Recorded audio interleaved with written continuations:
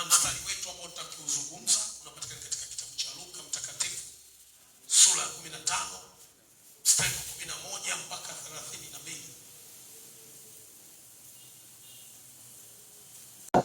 Baba, nipe sehemu ya mali inayoniangukia. Akawagawia vitu vyake. Hata baada ya siku si nyingi, yule mdogo akakusanya vyote, akasafiri kwenda nchi ya mbali, akatapanya mali zake huko kwa maisha ya uasherati.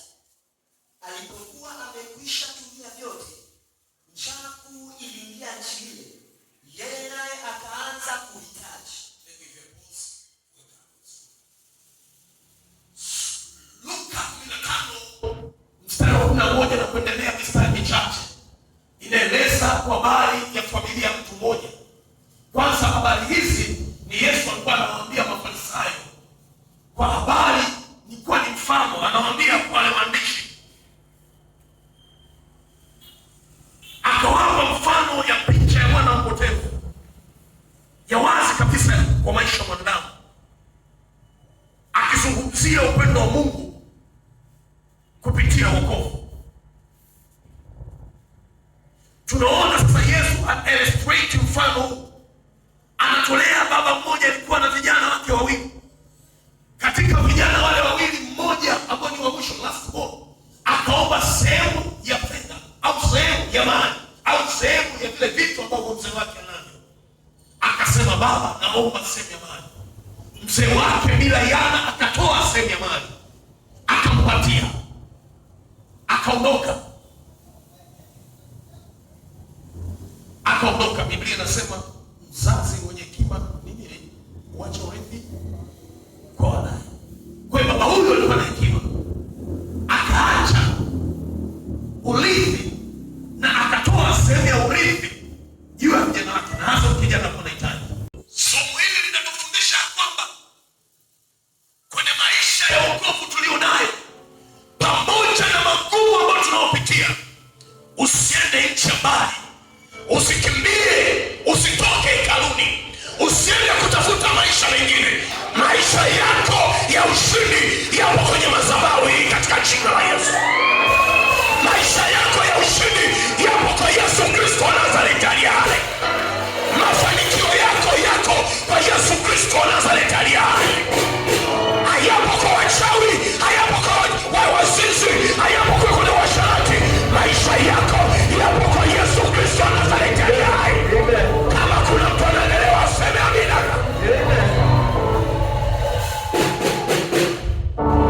Uzinzi una mwisho, uasherati una mwisho, mwana mpotevu mali zilisha.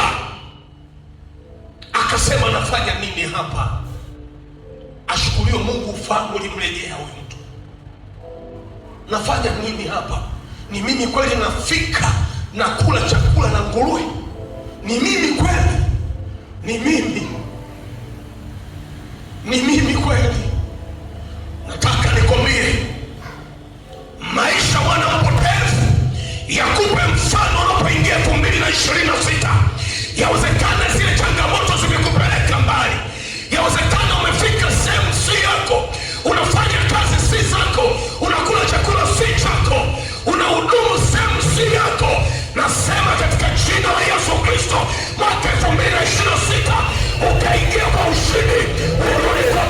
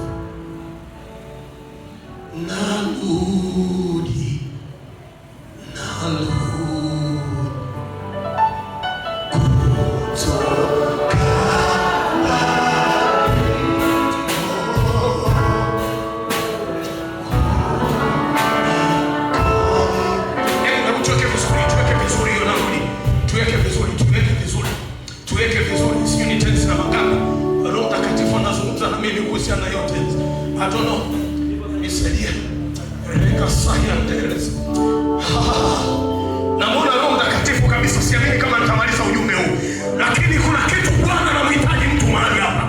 Umeenda unafanya kazi si zako, unakula chakula si chako, unafanya mambo si yako. Rudi nyumbani mwa Baba, rudi nyumbani mwa Baba, rudi nyumbani mwa Baba. Baba anakuhitaji, Yesu anakuhitaji, Yesu anakuhitaji. Come back home. Atakukumbatia, atakushika tena, atakuvisha choo, atakuvisha na pete tena. Rudi nyumbani mwa Baba. Kuna magonjwa unayapata kwa sababu ya changamoto unayopitia. Kuna mambo unakutana nayo kwa sababu umetoka nyumbani mwa Baba. Kuna vitu unakula kwa sababu umetoka nyumbani mwa Baba. Nasema rudi home, rudi nyumbani, kumenoka katika jina la Yesu Kristo. Kama kuna mtu ananielewa mahali hapa, apige kelele za shangwe na mkome Yesu Kristo. Biblia inasema ya kwamba Daudi akasema kwenye Zaburi, nalifurahia waliponiambia natende nyumbani mwa Baba. Nyumbani mwa Baba iko amani, nyumbani mwa Baba uko upendo, nyumbani mwa Baba kuna kila kitu. Hatutaki kuishi maisha wanapotevu, tunahitaji kuishi maisha ambayo ni halisi katika wokovu. Mtu mmoja nakasema, wewe unajua wokovu. I know it. Wewe mwaka 99 mpaka sasa hivi mzee anigunga tobo. Mpaka leo 99. Mpaka ni miaka mingapi nisijui wokovu.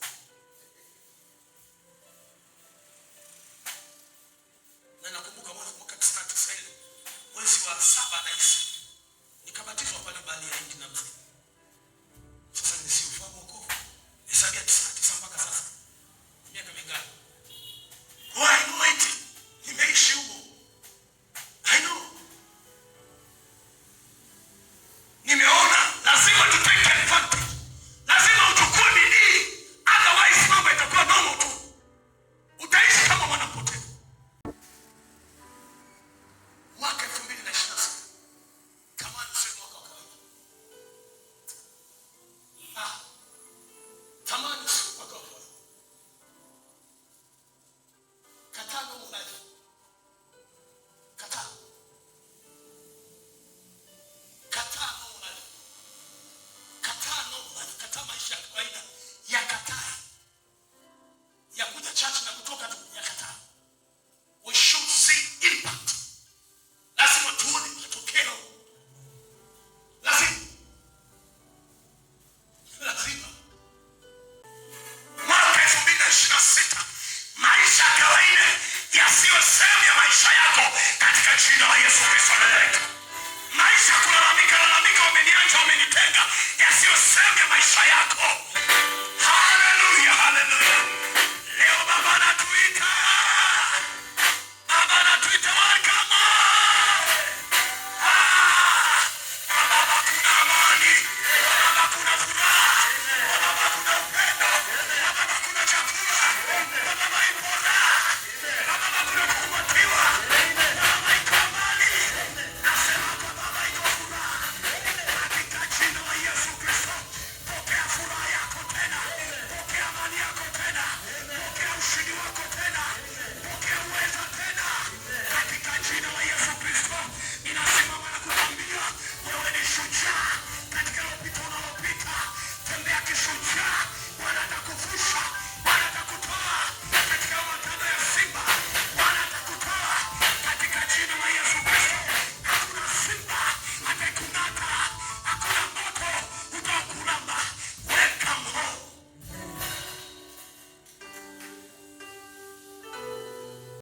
Salvation is all about costing. Kuna kujidhamini. Kuna kujidhamini. We talk about sacrifice.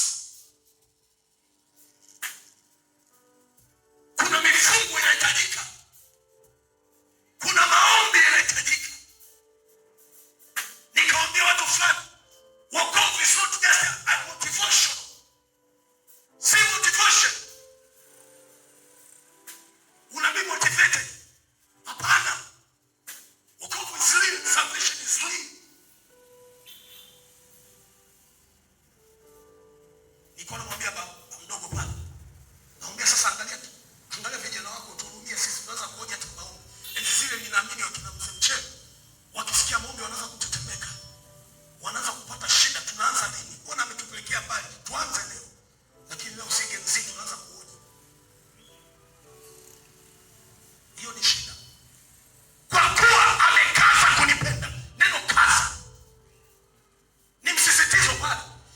Yaani kwa maana kwamba ina maana kuna mtu anafanya, si amefanya. Yaani kuna mtu amefanya kawaida. Lakini kuna mtu kwa kuwa amekaza kunipenda. Lile neno kaza, sisi walimu wa Kiswahili sio tunasemaje? Ni nini lile?